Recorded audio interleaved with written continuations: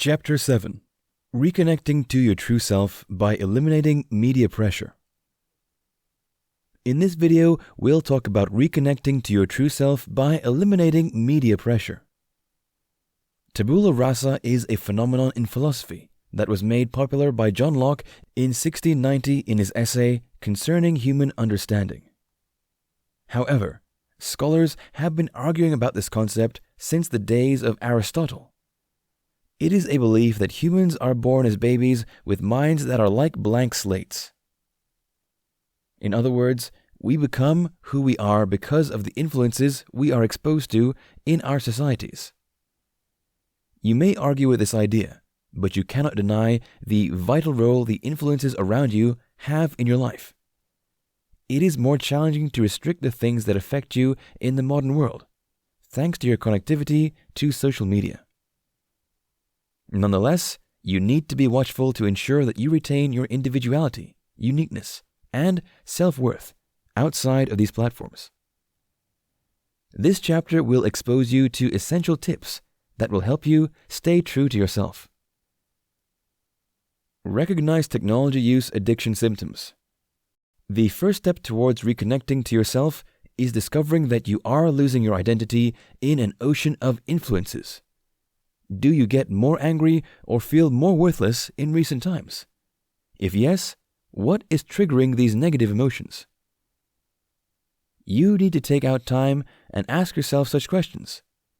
If you don't discover the source of your irritation, you cannot manage your annoyance and frustration. It does not take long to lose self-worth or job satisfaction. All you need is to surround yourself with materialistic people who measure their value based on their possessions. So, you need to guide against the kind of influences you have in your life. The signs that show you need a digital detox have been explored in the previous chapters. Look at them one after the other and notice if you have these symptoms. If you realize that you are struggling to be at your best at home or at work because of technology use addiction, you need to withdraw. Don't let this attention-grabbing world make you lose yourself in its vanities. Restructure your priorities and give your attention to what matters to you the most. Identify limiting and destructive thoughts. You don't need to do anything to have negative vibes and destructive thoughts. All you need is to leave your mind on autopilot mode to fill it with depressive ideas. Therefore, you need to take charge of the thoughts that run through your mind. Meanwhile, you cannot have destructive ideas if you've not been exposed to them. So, by limiting your use of social media, you can have more control over your thoughts. For example, exposure to insensitive celebrities who flaunt their luxurious lifestyles can affect your self-esteem.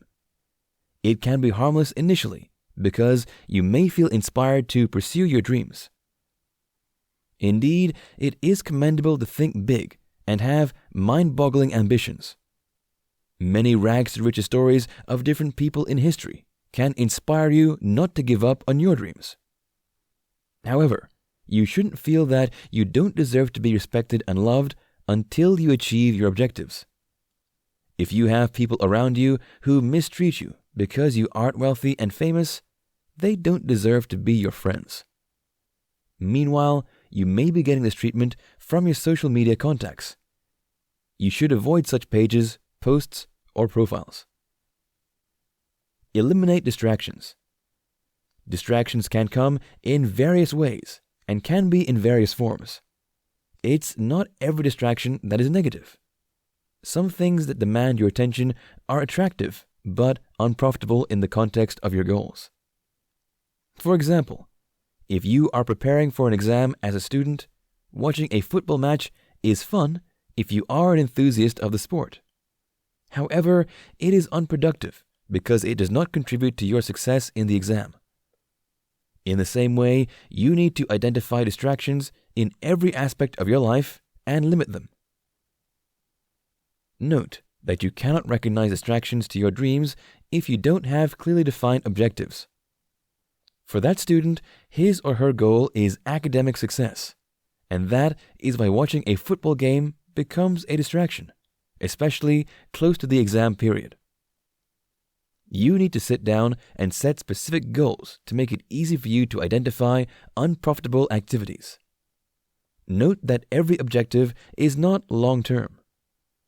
You can have short-term goals, such as completing a project in 2 days for your company. The urgency of the work should make you limit the frequency at which you use your devices.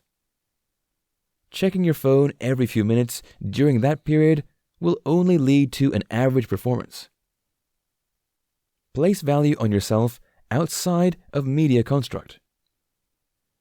Remember the hive mind concept, which makes an individual forfeit his or her uniqueness. One of the worst things that can happen to a person is to lose his or her identity while trying to please others.